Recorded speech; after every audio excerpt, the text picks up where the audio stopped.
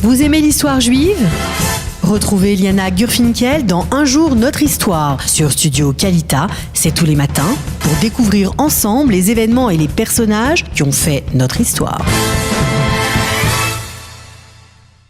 Eliana Bokertov. Bokertov Daniel. Alors, parmi les personnages qui ont fait notre histoire, de qui allez-vous nous parler ce matin ? Eh bien, je vais vous parler de Franz Kafka, puisqu'il est né un 3 juillet en 1883 à Prague, et il est mort un 3 juin 1924.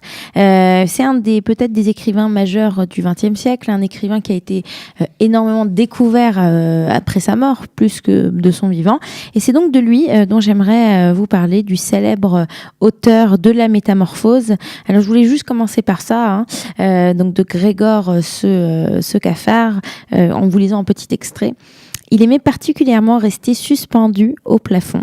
C'était tout autre chose que d'être allongé sur le sol. Une oscillation légère parcourait le corps, et dans l'état de distraction presque heureuse où il se trouvait là-haut, il pouvait arriver que Grégor, à sa grande surprise, se lâche et atterrisse en claquant sur le plancher.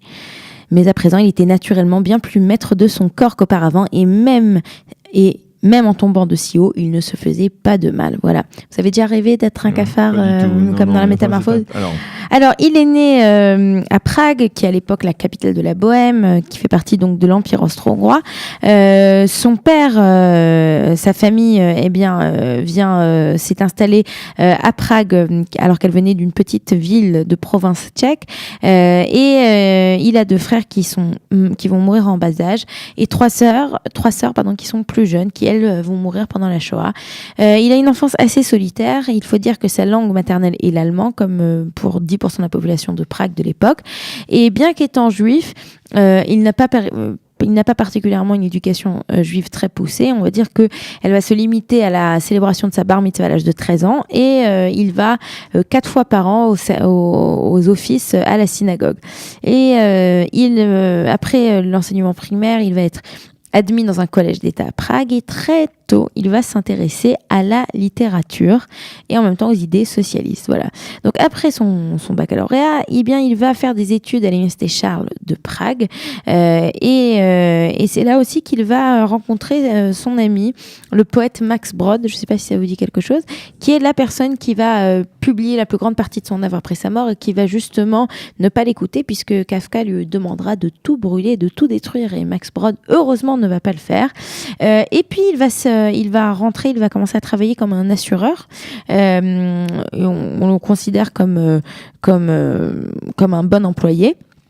Donc il reçoit plusieurs promotions dans sa carrière, et c'est en fait grâce à ce travail qu'il va pouvoir se consacrer à son écriture. Donc le matin, alors qu'il travaille, en même temps il continue d'écrire un petit peu, donc le matin il travaille au bureau, à midi il va dormir quelques heures, ensuite il va se promener, il mange avec des amis et sa famille, et puis il se remet à écrire le soir, une activité qu'il continue très tard dans la nuit.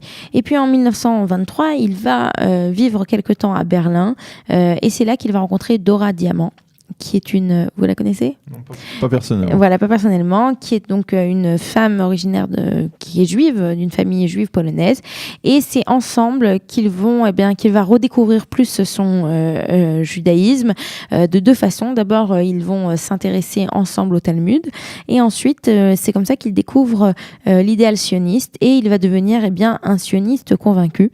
Et c'est lui qui va comprendre rapidement que la haine la haine grandit chez les Allemands contre les Juifs. Il est à cette époque défenseur d'un humanisme libéral. Alors il est assez personnellement, sa santé n'est pas très bonne. Il a souvent, il ne se sent pas bien, et en fait on lui découvre une tuberculose, et il va mourir à l'âge de 40 ans le 3 juin 1924. On pense et de malnutrition et ainsi que de tuberculose. Voilà, et il sera enterré à Prague le 11 juin 1924 dans le nouveau cimetière juif du quartier de Prague.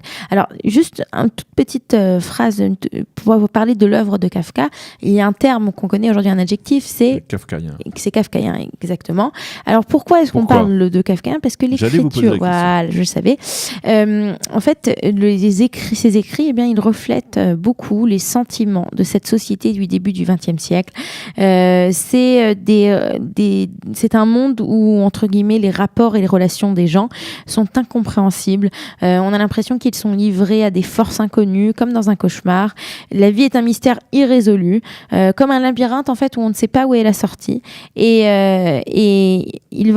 Kafka va aussi aborder des thèmes comme la solitude, les rêves, les peurs, les complexes. Et donc, le personnage est un petit peu déboussolé, et le lecteur est en fait dans le même cas. Et ce qu'il y a d'intéressant, c'est que donc cette description de ce monde un petit peu bizarre dans lequel les gens évoluent, beaucoup de personnes diront plus tard, donc lui il décède, comme je vous l'ai dit, en 1924, donc bien avant la montée du nazisme et bien avant la Seconde Guerre mondiale et ses atrocités. Et il y a beaucoup de personnes qui considèrent Kafka comme peut-être un prophète qui aurait su déjà à l'avance décrire le monde kafkaïen qu'a été le monde des camps et le monde de la Shoah. Et donc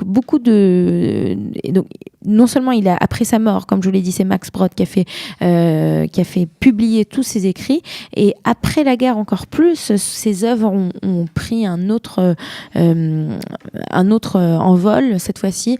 Beaucoup de personnes se retrouvaient dans ces écrits, après la Shoah, ils retrouvaient la folie justement de la Seconde Guerre mondiale et de la Shoah.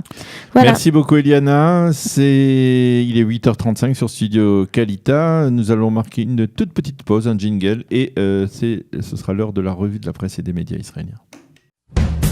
Vous aimez l'histoire juive ?